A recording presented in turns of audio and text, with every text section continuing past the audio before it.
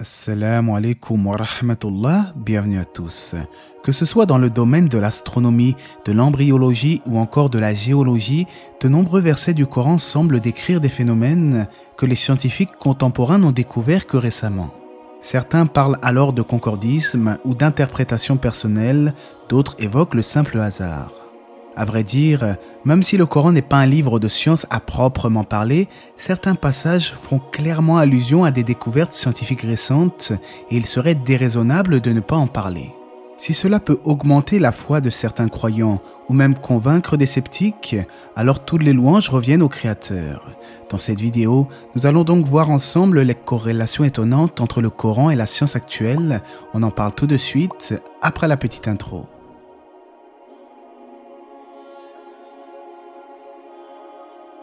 Comme vous le savez sûrement, la révélation du Coran s'est faite il y a plus de 1400 ans. Or, le Coran décrit les montagnes comme des piquets profondément ancrés dans la terre. Allah nous dit dans le sens du verset « N'avons-nous pas fait de la terre une couche et placé les montagnes comme des piquets ?» Cela correspond étonnamment aux données de la science moderne. Les montagnes ont en effet des racines profondes sous la surface de la terre. C'est ce qu'on appelle en géologie une racine crustale, qui est la partie profonde d'une montagne qui s'enfonce sous la surface de la Terre. Imaginez une montagne comme un iceberg. La partie visible au-dessus du sol est seulement une fraction de l'ensemble, tandis que la majeure partie se trouve sous la surface. Ces racines crustales, qui sont beaucoup plus profondes que la partie visible, aident à stabiliser la croûte terrestre. En se basant sur ces informations, le mot le plus approprié pour décrire les montagnes est bel et bien le mot piquet, puisque la plus grande partie d'un piquet bien enfoncé est cachée sous la surface du sol. De l'histoire des sciences, nous savons que la théorie voulant que les montagnes aient de profondes racines ne fut introduite qu'au cours de la seconde moitié du XIXe siècle. De surcroît, les montagnes jouent un rôle important au niveau de la stabilisation de la croûte terrestre. Le Coran nous dit à cet effet « Et il a implanté des montagnes immobiles dans la terre afin qu'elles ne branlent pas en vous emportant avec elles. » De même, la théorie moderne de la tectonique des plaques considère que les montagnes agissent en tant que stabilisateurs de la terre. Entre nous, qui aurait pu connaître ces vérités à l'époque du prophète Mohammed, alayhi salatu wassalam? Dans un autre passage du Coran, Allah détaille les étapes du développement embryonnaire humain. Nous avons certes créé l'homme d'un extrait d'argile, puis nous en fîmes une goutte de sperme dans un reposoir solide. Ensuite, nous avons fait du sperme une alaka, adhérence, et de l'adhérence nous avons créé un embryon. Puis, de cet embryon, nous avons créé des os et nous avons revêtu les os de chair. Ensuite, nous l'avons transformé en une toute autre création, gloire à Allah, le meilleur des créateurs.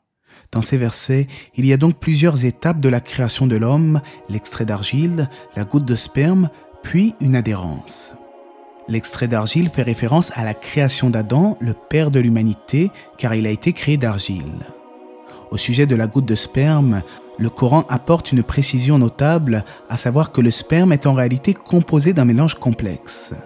Nous avons créé l'homme d'une goutte de sperme mélangée aux composantes diverses pour le mettre à l'épreuve. Ce qui est remarquable, c'est que nous savons aujourd'hui que les spermatozoïdes représentent à peu près 1% du volume total de la semence masculine. Le reste est composé de liquide séminal et de sécrétions prostatiques. À l'époque où le microscope n'existait pas, nul n'était censé savoir que le sperme était composé d'un tel mélange. Puis, les versets sur le développement humain parlent de halaka que l'on peut traduire par adhérence, caillot, sangsue. Ensuite, nous avons fait du sperme une halaka, adhérence, et de l'adhérence, nous avons créé un embryon. Le mot arabe renvoie donc à plusieurs sens qui ne s'excluent pas mutuellement. Le mot adhérence, par exemple, évoque une chose suspendue, comme lorsque l'embryon est en suspension dans l'utérus de la mère au stade de la halaka.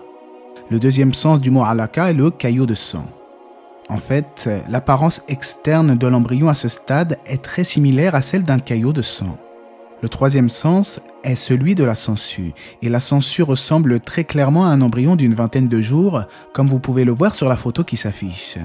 De plus, le mot arabe pour désigner l'embryon dans le Coran, mudra, désigne en réalité une substance mâchée. Or, lorsque l'on compare une substance mâchée à un embryon d'environ 25 jours, on observe une grande similarité.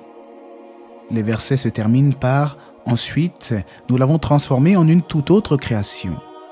En effet, à l'issue de ce développement, une toute autre création en résulte, car l'être humain et l'embryon ont une apparence très différente. Toutes ces descriptions sur l'embryologie ont poussé certains scientifiques, comme Kesmore par exemple, à reconnaître que le Coran contient des informations qui ne pouvaient pas être connues il y a 14 siècles. En effet, les peuples arabes de l'époque de la révélation du Coran n'étaient pas très avancés dans le domaine médical. Certes, leurs voisins étaient plus développés, mais on peut sérieusement douter qu'ils aient eu des connaissances sur des détails aussi précis. En fait, ce n'est qu'à partir du XXe siècle que nous avons pu retracer les différentes étapes de la création de l'homme. Les océanologues ont confirmé dans les années 30 le phénomène des haloclines qui empêche par exemple deux mers de se mélanger lorsque leurs caractéristiques diffèrent. De surcroît, quand deux types d'eau ne se mélangent pas en raison de leurs caractéristiques, on peut se rendre compte que les couleurs sont différentes.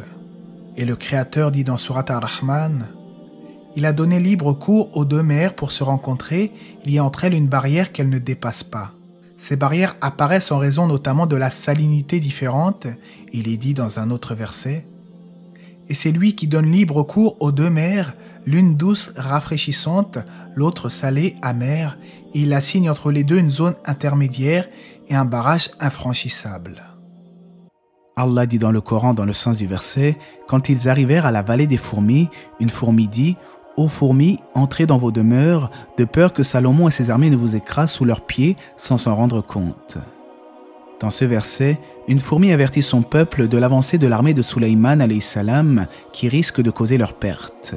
Or, des études scientifiques ont montré que les fourmis avaient une vie en communauté très élaborée. Elles ont un marché d'échange de nourriture, enterrent leurs morts, ont des nurseries et sont réparties en castes complémentaires. Dans le verset, une fourmi avertit donc ses congénères. Il semble néanmoins que cela ne semble pas être une simple image, car des découvertes récentes ont prouvé que les fourmis communiquent entre elles. Cette communication est de nature chimique, sonore, tactile et visuelle. Grâce à leur stridulation, elles peuvent signaler la présence de nourriture ou avertir d'un danger. Le dialogue de la fourmi relaté dans le verset n'est donc pas une simple image. Il est mentionné dans le Coran, dans le sens du verset, « L'homme pense-t-il que nous ne réunirons jamais ses os, mais si, nous sommes capables de remettre à leur place les extrémités de ses doigts. » Ici, le verset semble faire allusion à quelque chose de connu de tous. Regardez l'extrémité de vos doigts. Que voyez-vous? Vos empreintes digitales, n'est-ce pas? Si cela semble tout à fait évident, est-ce qu'il y a 14 siècles en Arabie, les gens auraient pu savoir que l'empreinte digitale est unique pour chaque individu? Même les vrais jumeaux qui ont la même séquence ADN ont chacun leur propre empreinte digitale. Avant que la science ne découvre ce fait vers la fin du 19e siècle, les empreintes digitales étaient sans réelle importance, alors que désormais, on les considère comme une sorte de véritable carte d'identité d'un individu précis. Comment le Coran aurait-il pu contenir de telles informations s'il n'était pas d'origine divine? À méditer. Allah dit dans le Coran, traduction rapprochée, « Ceux qui ont mécru n'ont-ils pas vu que les cieux et la terre formaient une masse compacte? Ensuite, nous les avons séparés, fait de l'eau toutes choses vivantes, ne croiront-ils donc pas ?» Ce verset contient plusieurs vérités scientifiques. La plus évidente est celle liée au fait que l'eau est la source de toute vie. En effet, l'eau est une composante essentielle de la vie et joue un rôle crucial dans de nombreux processus biologiques. Chez les humains, par exemple, environ 60% du corps est composé d'eau. Cette proportion varie entre les espèces, mais tous les organismes vivants ont une quantité d'eau en eux sous une forme ou sous une autre. Quant à l'autre vérité scientifique, nous allons y venir en parlant justement de la formation de l'univers. En effet, le verset nous dit « Ceux qui ont mécru n'ont-ils pas vu que les cieux et la terre formaient une masse compacte ?» Depuis la fin du XXe siècle et encore aujourd'hui, aucune théorie n'a réussi à concurrencer le modèle cosmologique du Big Bang. Grâce à la découverte du fond diffus cosmologique en 1965, l'univers est généralement décrit comme ayant été un jour infiniment dense et chaud, condensé en une singularité primordiale, une sorte de masse compacte où tout l'espace-temps était réuni en un seul et unique point. Ce verset laisse donc comprendre qu'en effet, l'univers était condensé en une singularité au tout départ. De plus, un autre passage dans le Coran nous informe « Il s'est ensuite adressé au ciel qui était alors fumé et lui dit, ainsi qu'à la terre, venez tous deux, bon gré mal gré, tous deux dire, nous venons obéissants. » Le terme « fumée » utilisé dans le verset nous interpelle. En effet, à la fin du XXe siècle, les chercheurs ont découvert que l'univers s'est formé à partir d'un nuage de gaz ayant l'aspect d'une fumée, ceci grâce à la technologie contemporaine. L'astronome et professeur Mark Whittle de l'Université de Virginie a expliqué que l'univers, dans ses étapes précoces après le Big Bang, était occupé par le gaz chaud qui se dilatait pour former les étoiles. Ainsi, les chercheurs avancent que les étoiles et les planètes proviendraient de gaz à l'origine. On parle alors de nébuleuse, d'où la fameuse nébuleuse solaire, un nuage de gaz à partir duquel le système solaire se serait formé. Le mot fumée semble correspondre parfaitement à cette description. Et plus encore, on sait que l'univers est en perpétuelle expansion et s'étend constamment dans l'immensité. Et figurez-vous qu'un verset du Coran nous dit « Le ciel as-sama, nous l'avons construit par notre puissance et nous l'étendons constamment dans l'immensité. » Ainsi, le Coran nous apporte ici quelques informations sur les origines de l'univers de manière précise et sans aucune contradiction avec la science astronomique actuelle. Également, Allah nous dit dans son noble livre « Et nous avons fait du ciel un toit protégé, et cependant il se détourne de ses merveilles. » Ce verset signifie que le ciel sert de protection pour la terre, une idée qui correspond étonnamment aux découvertes scientifiques modernes sur la façon dont l'atmosphère terrestre et les champs magnétiques protègent la vie sur notre planète. Prenons par exemple les ceintures de Van Allen. Elles absorbent et dévient les particules énergétiques provenant du Soleil et de l'espace profond, empêchant ainsi les radiations nocives d'atteindre la surface terrestre et de menacer la vie. Allah dit dans le Coran « Allah est celui qui a élevé bien haut les cieux sans piliers visibles. » Et dans un autre verset, il a créé les cieux sans piliers que vous puissiez voir. Au 7e siècle, beaucoup d'Arabes de la période pré-islamique pensaient que le ciel tenait sur des colonnes, ce qui l'empêcherait de s'effondrer sur terre. Ces piliers auraient été placés aux extrémités de la terre, comme pour soutenir une table. Ce verset réfute donc certaines superstitions qui voudraient que les cieux tiendraient sur de véritables piliers visibles. En parlant de superstition, le Coran répond également à une fausse croyance répandue dans l'ancienne Égypte. En effet, à une certaine époque, les Égyptiens pensaient que les cieux pleureraient et que la terre tremblerait suite à la mort de Pharaon. Certains hiéroglyphes trouvés récemment nous informent d'ailleurs de ce fait. Le ciel pleure pour toi, la terre tremble pour toi, quand tu montes au ciel comme une étoile, comme l'étoile du matin. Or, après avoir décrit le sort de Pharaon et de son armée, le Coran affirme « Ni le ciel, ni la terre ne les pleurèrent et ils n'eurent aucun délai. » Une question se pose alors. Comment le Coran peut-il contenir des informations sur les superstitions de l'Égypte ancienne alors que ces hiéroglyphes n'ont été découverts que récemment? Et accrochez-vous bien, vous n'êtes pas au bout de vos surprises. En effet, restons un peu du côté de l'Égypte. Dans le Coran, Allah nous parle du récit de l'exode de Moïse lorsqu'il a fui les troupes de Pharaon avec les enfants d'Israël.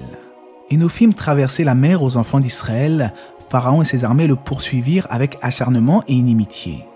Puis, quand la noyade l'eut atteint, il dit « Je crois qu'il n'y a d'autre divinité que celui en qui ont cru les enfants d'Israël, et je suis du nombre des soumis. » En fait, la Bible raconte elle aussi l'histoire de Pharaon avec Moïse, ainsi que le miracle de la mer Rouge, mais ce qui a échappé au texte biblique, c'est que le corps de Pharaon a été repêché des eaux et momifié, ce à quoi le Coran fait allusion dans le verset « Nous allons aujourd'hui épargner ton corps, afin que tu deviennes un signe à tes successeurs. Cependant, beaucoup de gens ne prêtent aucune attention à nos signes d'avertissement. » Le docteur Maurice Bucaille, un médecin français qui étudiait les momies en Égypte, a soutenu que Merneptah, fils de Ramsès II, était en fait le pharaon qui s'est noyé en poursuivant le prophète Moïse. Lorsqu'il apprit que la noyade de Pharaon était mentionnée dans le Coran, il se rapprocha petit à petit des textes islamiques et déclara dans l'un de ses ouvrages « Mais j'aimerais surtout attirer l'attention sur le point précis suivant. Est-ce une attitude raisonnable de soutenir que le Coran fut composé de mains humaines ?» De plus, le docteur Maurice Bucaille, à travers ses recherches, s'est rendu compte que le Coran fait mention du nom Aman, un proche de Pharaon qui effectuait des travaux de construction pour lui. Le verset en question nous dit « Et Pharaon dit, ô notable, je ne connais pas de divinité pour vous autre que moi.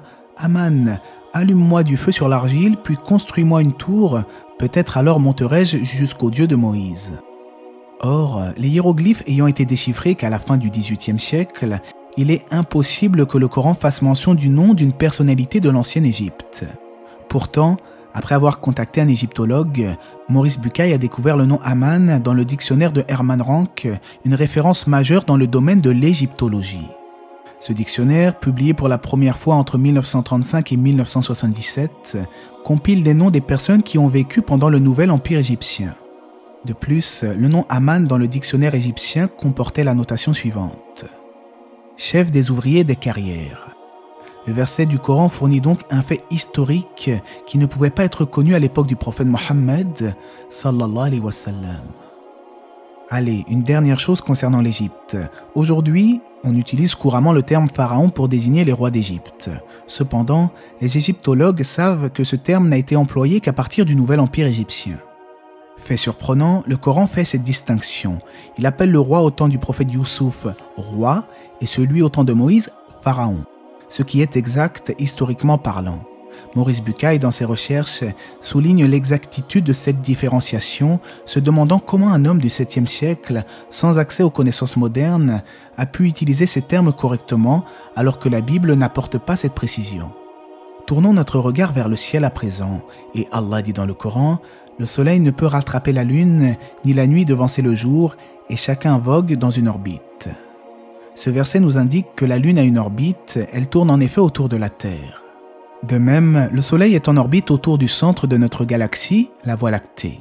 Cette orbite est un mouvement appelé le mouvement galactique. Le mot yasbahoun du verset signifie voguer, nager, voire flotter. Or, à l'époque du prophète, beaucoup croyaient que le Soleil se trouvait au centre de l'univers et était statique. Pourtant, le Coran tranche avec cela en précisant que le Soleil, tout comme la Lune, a sa propre orbite et n'est pas statique. Plus étonnant encore, le Coran nous informe d'une réalité scientifique aujourd'hui évidente, mais qui ne l'était pas forcément au Moyen-Âge. En effet, le Coran décrit le Soleil comme la source de la lumière et la Lune comme étant un astre qui réfléchit simplement la lumière du Soleil. C'est une vérité scientifique incontestable. La Lune n'a pas sa propre lumière. Ce que nous percevons comme la lumière de la Lune est en réalité la lumière du Soleil qui se reflète sur la surface de la Lune.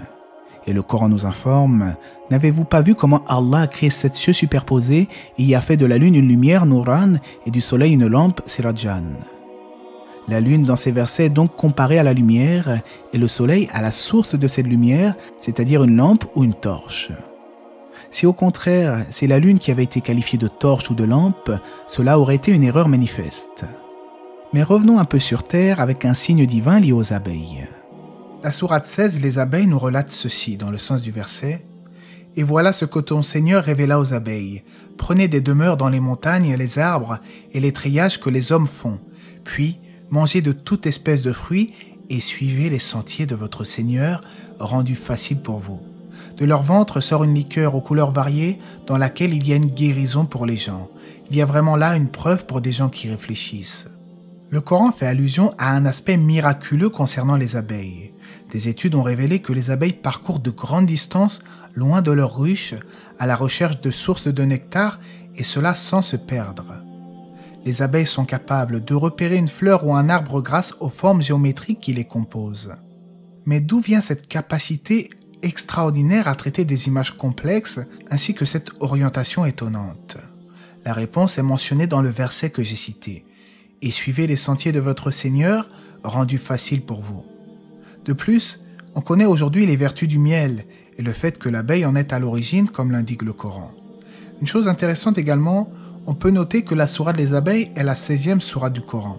Or, l'abeille femelle est dotée de 16 paires de chromosomes, très exactement, tandis que l'œuf de la reine éclot au bout de 16 jours. Curieuse coïncidence, n'est-ce pas?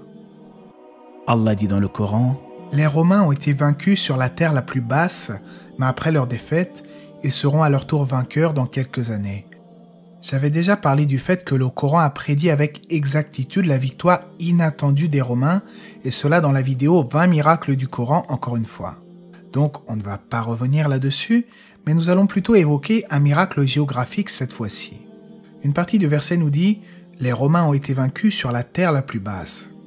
À cette époque, les lieux où se déroulaient les principales batailles étaient Damas, Jérusalem, vers une grande étendue appelée la vallée du Grand Rift. Récemment, on a découvert, à l'aide d'images satellites, que la région autour de la mer Morte, située justement dans la vallée du Grand Rift, possède la plus basse altitude de la planète. En fait, le point le plus bas sur Terre est le littoral de la mer Morte, avec une altitude d'environ 400 mètres au-dessous du niveau de la mer. Aucun autre endroit sur Terre n'a une altitude aussi basse.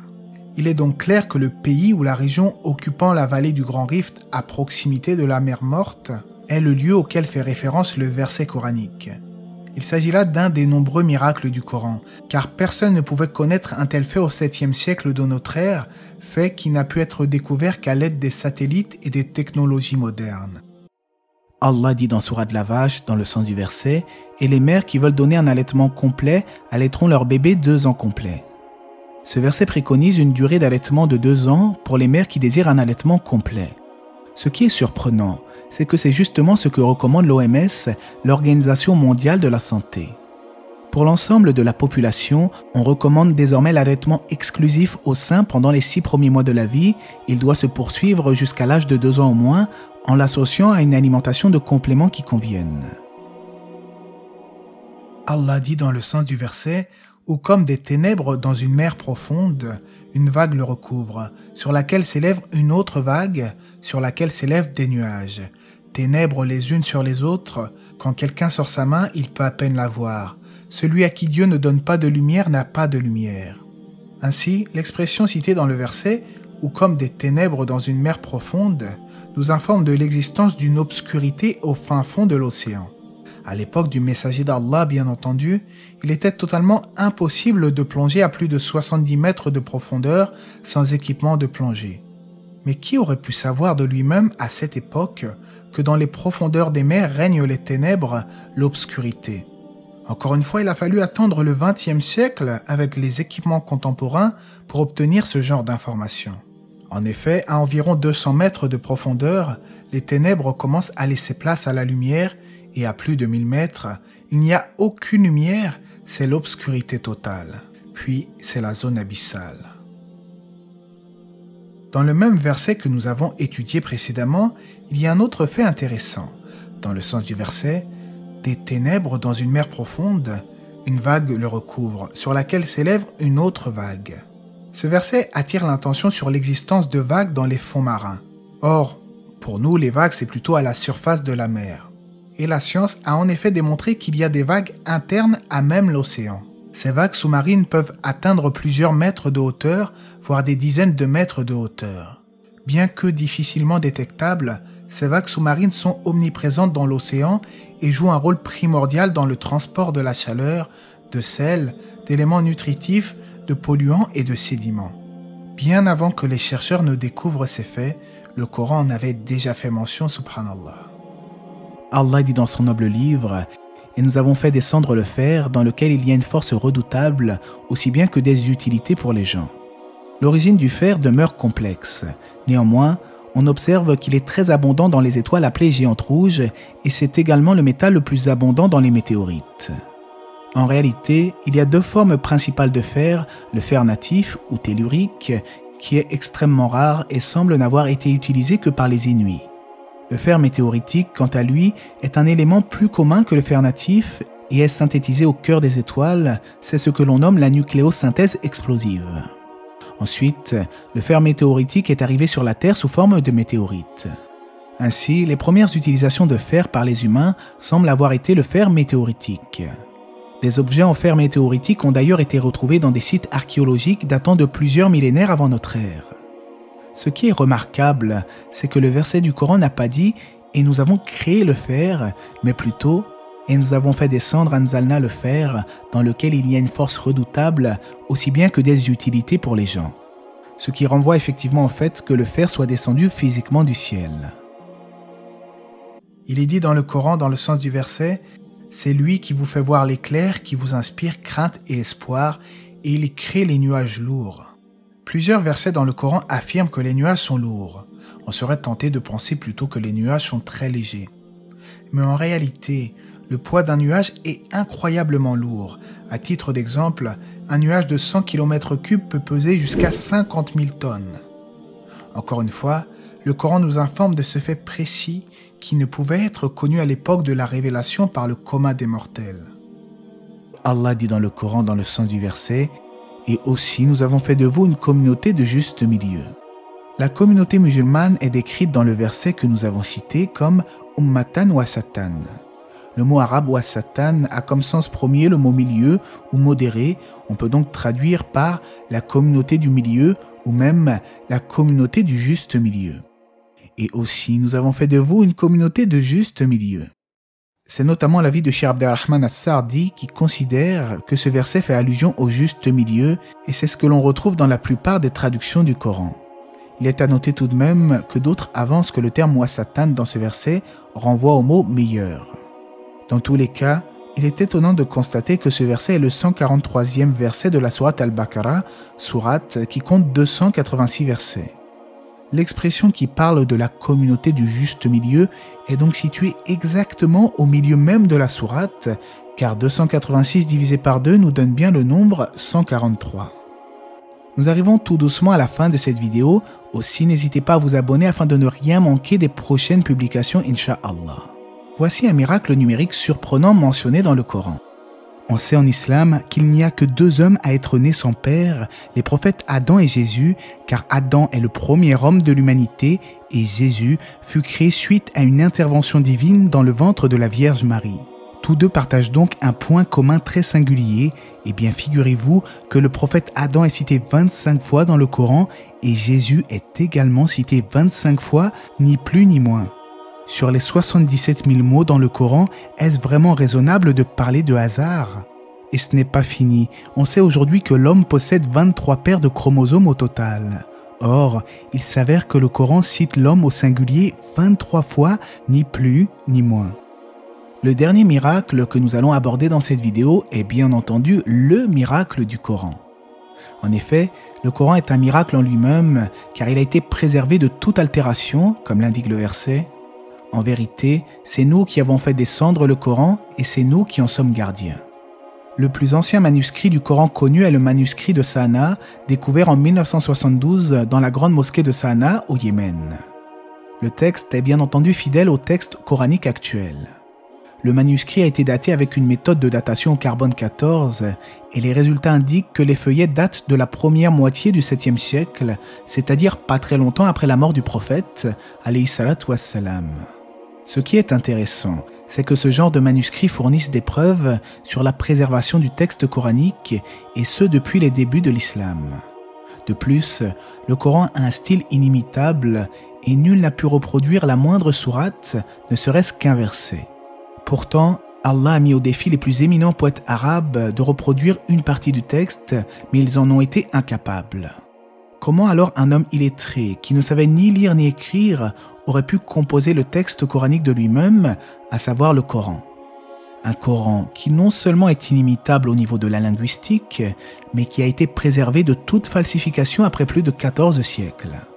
Un Coran qui contient d'ailleurs des détails étonnants sur des événements du passé, comme l'histoire des prophètes, ou même des prédictions sur le futur, comme la défaite des Romains et leur future victoire.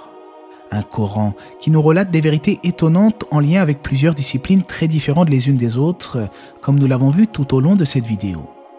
Alors, à tous ceux qui évoqueront le hasard, cela me fait étroitement penser au soi-disant hasard aléatoire des lois ultra complexes de l'univers. Selon une personne qui rejette l'islam et la croyance en Dieu, il reconnaît donc que tous ces réglages fins de l'univers sont le fruit du hasard aveugle et que les miracles du Coran sont là encore le fruit de pure coïncidence.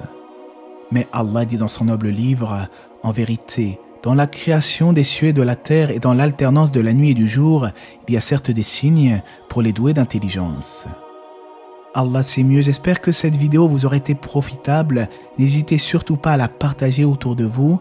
Que la paix et les bénédictions d'Allah soient sur le prophète, sa famille et ses compagnons.